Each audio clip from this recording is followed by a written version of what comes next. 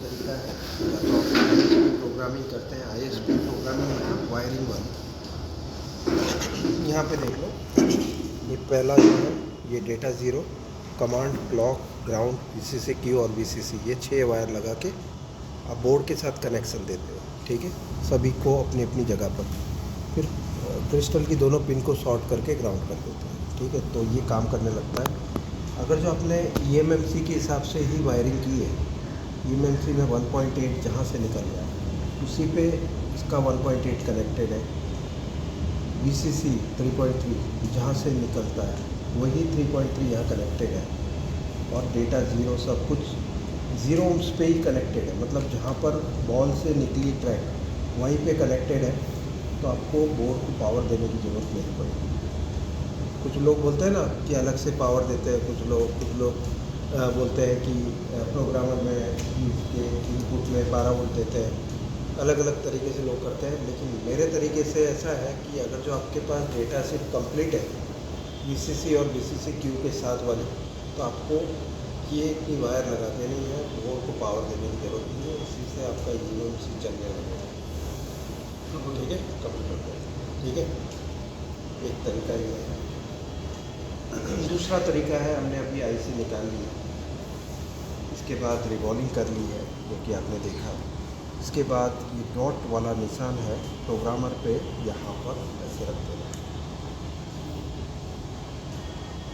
ठीक है, उसके बाद इसे बंद कर दो ढक्कन।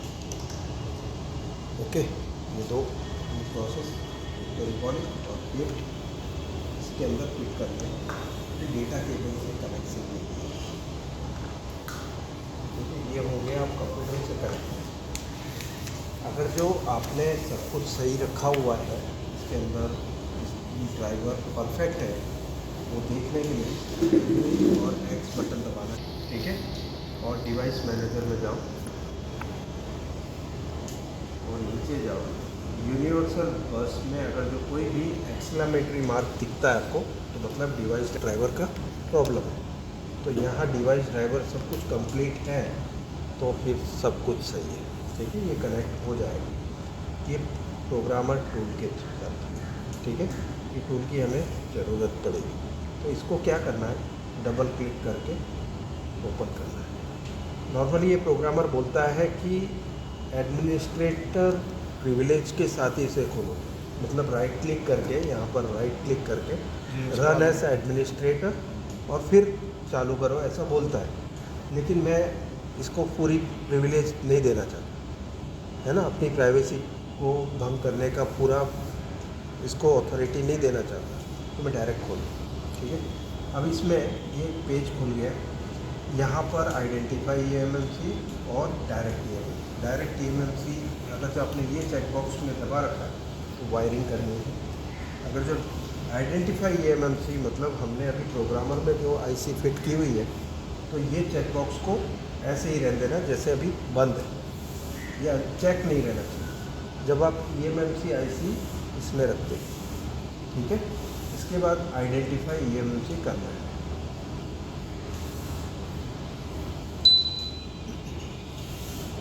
अगर जो रिवॉल्विंग सब कुछ कंप्लीट है, अपने बॉल ठीक से बनाए हैं, उसके बाद आईसी भी ठीक से प्रोग्रामर पे रखी हुई है, तो इस तरह से ये चालू है। प्रोविज़न काउंटर नंबर दिया हुआ है इसमें 144। ठीक है, उस तरह की आईसी जिसमें प्रोविज़न काउंटर नंबर होता है, उस वाली आईसी में कभी कभी हम आईसी रिप्लेस करते हैं तो दिक्कतें आ सकती हैं। ठीक है, तो अभी हम क्या करेंगे, ये जो चीज़ है इसको पूरा कॉपी कर लेंगे।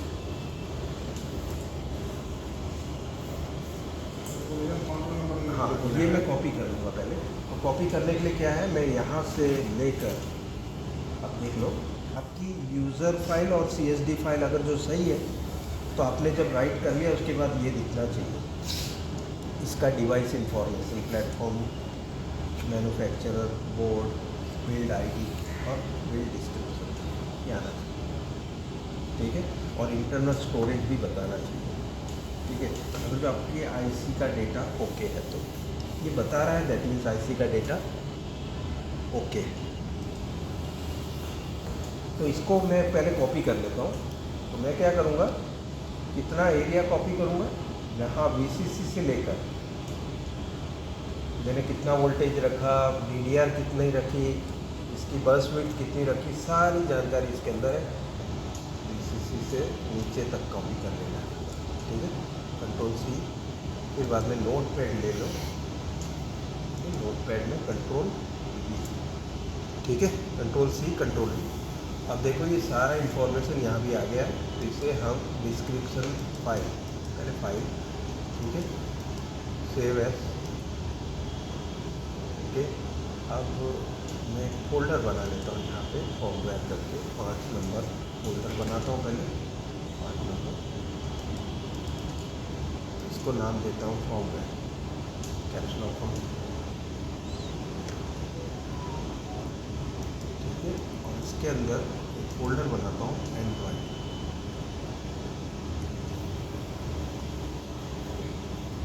इसके बाद इसके अंदर एक फोल्डर बनाता हूँ, इसको नाम देता हूँ TCL।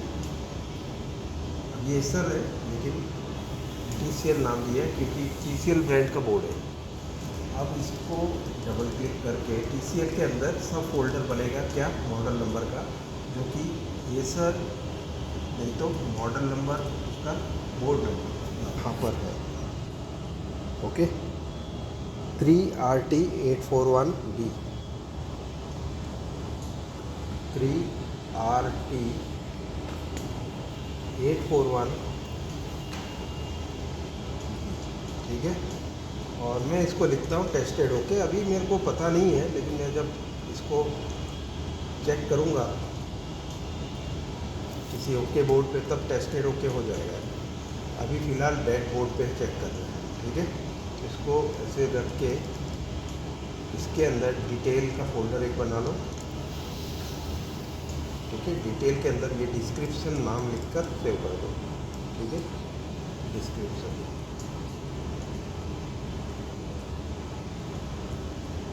ओके, डिस्क्रिप्शन सेव हो गया, ठीक है। अब ये चीज़ अब बंद भी कर दिया तो हमारे फोल्डर के अंदर ये चीज़ है। देखो इसके अंदर क्या क्या जानकारी होती है देख लो। एक तो RPM काउंटर नंबर है, IC की जानकारी है कि कौन से रिवीजन की IC है। आजकल ज़्यादातर मैंने बताया था, आजकल के बोर्ड में 1.8 रिवीजन की IC यूज़ होती है और V5.1 MMC है, ठीक है। तो ये आपको याद रखना है कि जब भी IC बदलते हो तो ये चेंज नहीं होना चाहिए, ये चेंज नहीं होना चाहिए। ये 4 GB की होगी तो नहीं काम करेगा, ये 2 MB है तो नहीं काम करेगा, ये 4 MB ही होनी चाहिए बूट साइज़, पार्टीशन साइज़, ठीक है ये। और यूज़र एरिया यही होगा।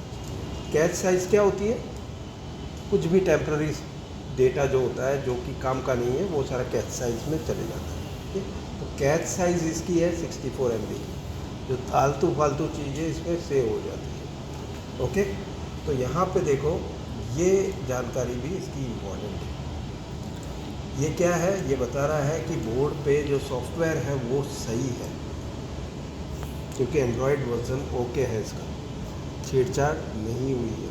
तो हम इसके डेटा को रीड करेंगे। कैसे रीड करेंगे, ये सभी देखो चेक है, इसको रीड बटन दबाएंगे। उससे पहले क्लॉक स्पीड को 48 मेगाहर्ट्ज़ कर देंगे।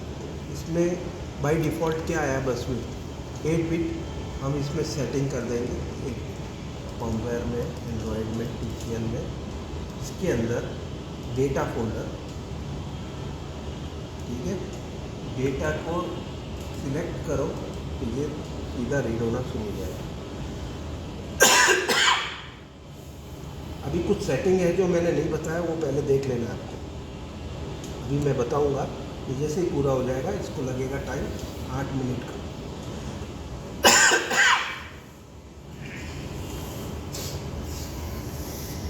हुआ है ये कौन सा है अभी मेरे को पता तो नहीं ना, नहीं तो मैं यहाँ से ढूंढना पड़ेगा सभी खोलकर। या मैं क्या कर सकता हूँ, यहाँ पे किसी भी एक फ़ाइल पे क्लिक कर सकता हूँ जो रीड हो चुकी है। मैंने एक फ़ाइल पे क्लिक किया, खुल गया, यहाँ पर ये डेटा रीड होके पड़ा है, ओके। जिसमें से 3.08 GB का सॉफ्टवेयर जो है रीड हुआ है 7.28 GB में से, ठीक है। ये होती है सिस्टम फाइल जिससे बोर्ड चालू हो सकता है। अभी मेरे को रीड करना हो ज़्यादा डेटा तो मैं क्या करूँगा, यहाँ पे ऑटो से जाकर, ठीक है, कस्टम में मैं जब पूछा जाएगा मुझे तो मैं इसमें 7.28 GB डालूँगा। अभी कितना है, 3.08 GB। तो अभी मैंने कस्टम वैल्यू सिलेक्ट करनी है, मैंने आइडेंटिफाई फिर से किया। कभी कभी लेता नहीं है क्योंकि साइज़ का प्रॉब्लम होता है। अभी मैं रीड करता हूँ दोबारा, तो ये मेरे से पूछेगा कि आपको क्या भरनी है इधर कस्टम वैल्यू, ठीक है। इमेज में फॉर्मवेयर के अंदर, एंड्रॉइड के अंदर, APN के अंदर, इसके अंदर एक अलग से यहाँ पे डेटा टू करके रखूँगा, ठीक है। डेटा टू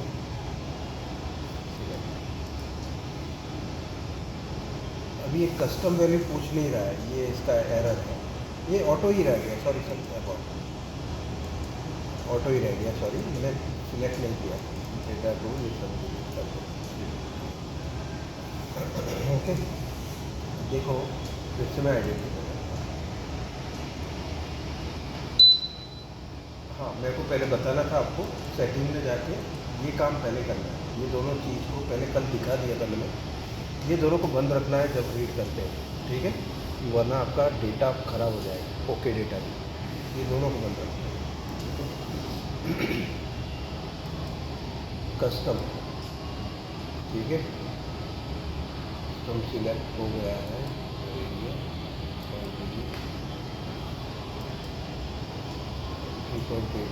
है। मैं चाहता हूँ इसको कस्टमली सेट करना। रीड करते समय वो आ नहीं रहा है, तो राइट करते समय कस्टम वैल्यू काम करता होगा, ठीक है, रीड करते समय भी। तो अभी ये हो गया। अभी हम दूसरी IC में डेटा राइट करके देखते हैं कैसे राइट करना है। इसको चेक कर लेते हैं, हेल्थ स्मार्ट रिपोर्ट कि IC सही है कि नहीं, पता चल जाएगा इससे। देखो इसकी डिवाइस लाइफ टाइम बिल्कुल बढ़िया है। इसकी मैन टेस्ट कर लेते हैं, मैन टेस्ट यस कर लेते हैं। सभी जो नैंड के जो फोल्ड पार्टीशंस है ओके है, हेल्दी है। बूट पार्टीशन हेल्दी है, बूट टू पार्टीशन हेल्दी है, यूज़र एरिया हेल्दी है, ये बता रहा है सक्सेसफुल से, ठीक है। 4 पार्टीशन होते हैं जिसमें हम डेटा नॉर्मली राइट करते हैं। अभी डेटा राइट करते समय अभी मैं आपको बता देता हूँ, ये सब मैं क्लियर कर देता हूँ पहले। राइट क्लिक करके क्लियर, ठीक है, फिर से आइडेंटिफाई कर लेते हैं, ठीक है। अभी देखो बहुत सही तरीका बता रहा हूँ। आपका यूज़र फाइल सही है कि नहीं देखने का। आइडेंटिफाई में अभी हमने कुछ छेड़छाड़ नहीं की है, लेकिन अभी हमने नेट टेस्ट किया था तो डेटा राइट हो गया, इरेज कर देते हैं, ठीक है, सारा डेटा इरेज हो जाएगा।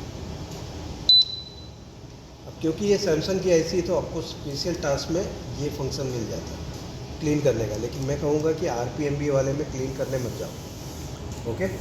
अभी हमको क्या करना है, इसमें डेटा सही है कि नहीं रीड किया हुआ देखने के लिए डीप ड्राइव में। अच्छा, आइडेंटिफाई करेंगे तो वो नहीं दिखेगा अभी है, पहले दिख रहा था ना ये सारा, वो हट चुका होगा, देखो हट गया ना, जो बिल्ड ID सब लिखा हुआ।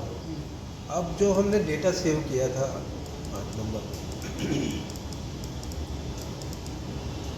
डेटा में, ठीक है, ये हमारा हेल्दी डेटा है। अभी देखो इसमें CSD पहले डाल दो, आपको पता चलेगा कौन से और चीज़ की ज़रूरत है। तो ये बता रहा है device is not boot enabled, इसका मतलब ये 2 फाइल से ही बोर्ड चालू होना चाहिए। ये बोर्ड का जैसे ही मैंने डेटा डाला तो यहाँ पे बिल्ड ID सब आ गई, इसका मतलब ये इतना आने पर आपका बोर्ड चालू होना चाहिए, ठीक है, ये सही है। अब मैं बूट फाइल डालता हूँ, आपको बताता हूँ बूट फाइल खाली है या भरी हुई है। हमने सारी रीड की थी, ठीक है। तो ये बूट 1 बूट 2, देखो डेटा ऊपर से नीचे तक ये एरिया में आपको दिखेगा कि खाली है ना। पहले से आपको पता होना चाहिए कि नॉट बूट एनेबल्ड लिखा है तो बूट फाइल कहाँ पर है होनी चाहिए। ये देखो अभी हमने ये वाली देख ली थी, अभी ये वाली देख ली, बूट 2 भी खाली है ना।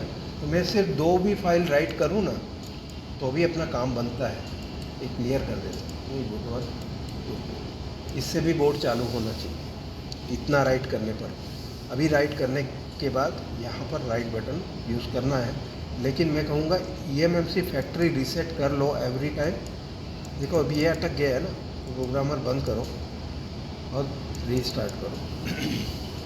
कभी कभी वायरस ही है, विंडोज़ कभी कभी उसको ब्लॉक कर देता है।